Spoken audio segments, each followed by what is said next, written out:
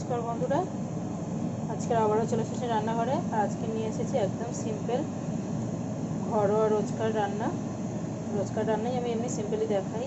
তো আজকে নিয়ে এসেছি এখানে 3 পিস কাতলা মাছ আছে আর এখানে নিয়েছি আলু ফুলকপি।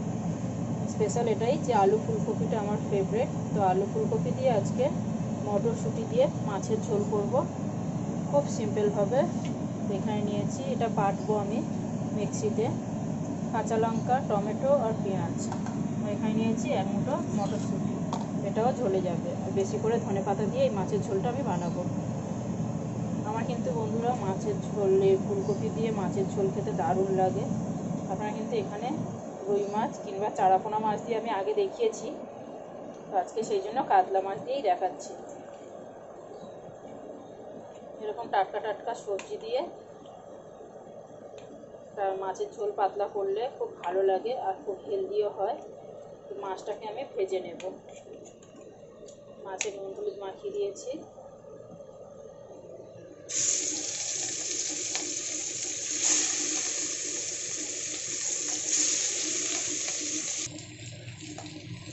এখানে দেখুন মাছগুলো কিন্তু আমার ভাজা হয়ে গেছে। তারপর আমি মাছটা তুলে নেব। আর এইখানে সামান্য যা তেল আছে, এই যে একটুখানি এই তেলের মধ্যেই আমি আলু ফুলকপিটাও ভেজে নেব। মাছটা তো ভেজে তুলে নিয়েছি, এবার আলু ফুলকপিগুলোকেও আমি ভেজে নিচ্ছি।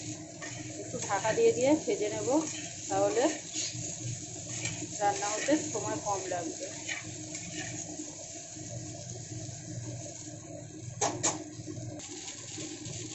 এখানে আলু ফুলকপি আমার ভাজা হয়ে গেছে, এবার এগুলোকেও নামিয়ে নেব। দেখুন কত সুন্দর করে ভেজে নিয়েছি। এখানে কিন্তু আমি নুন হলুদ কিছু দিইনি, তেল ভেজেছি।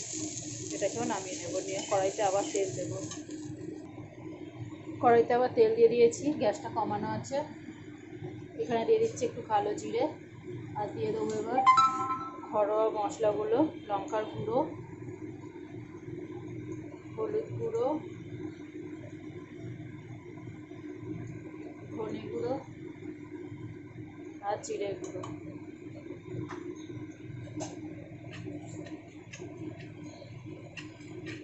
এখন আমি গ্যাসটাকে বাড়িয়ে দিলাম।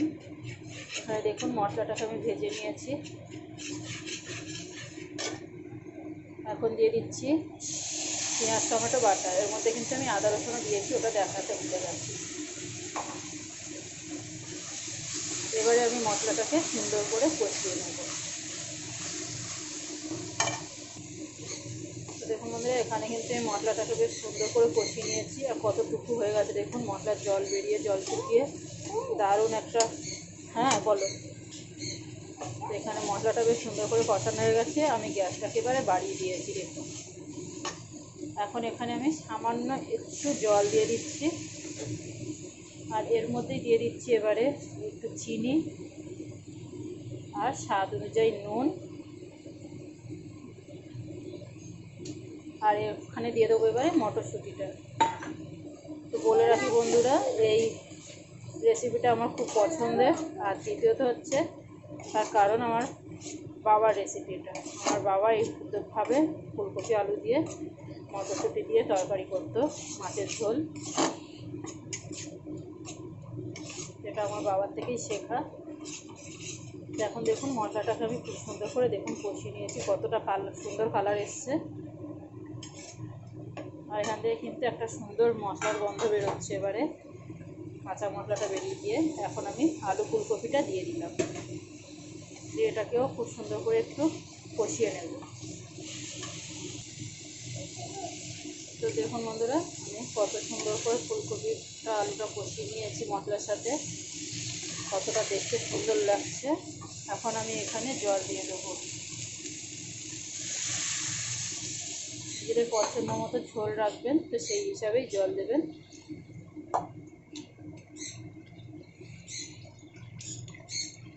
আমি কিন্তু ঝোল ফোটার অপেক্ষা করব না, এখানেই এবারে মাছটাও দিয়ে দেবো। ভালো করে একটু নাড়াচাড়া করে কড়াইটা পরি করে দিই। এখানে এবার মাছটাকেও আমি দিয়ে দেবো, দিয়ে কড়াইটা ঢাকা দিয়ে দেবো। এতে কিন্তু চট জলদি রান্নাটা হয়ে যায়।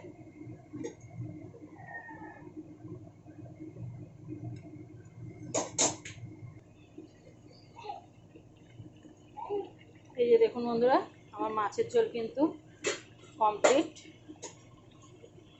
এই যে দেখুন, দেখুন আলুটা কত সুন্দর, এই দেখুন স্মুথভাবে সেদ্ধ হয়ে গেছে, আর ফুলকপিও কিন্তু সেদ্ধ হয়ে গেছে। এই যে দেখুন, আর এখানে ঝোলটা দেখুন, খুব বেশি ঝোল কিন্তু নেই, এখানে কিন্তু অল্পই বোঝা যাচ্ছে। হ্যাঁ বাবা আসছি, চলো আসছি।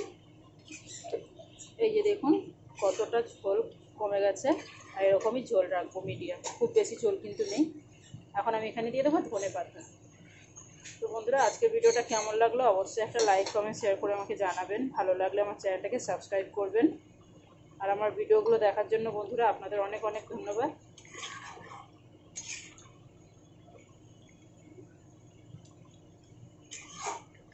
তো টাটা বন্ধুরা, এই যে এখন আমি এটাকে নামিয়ে নেব।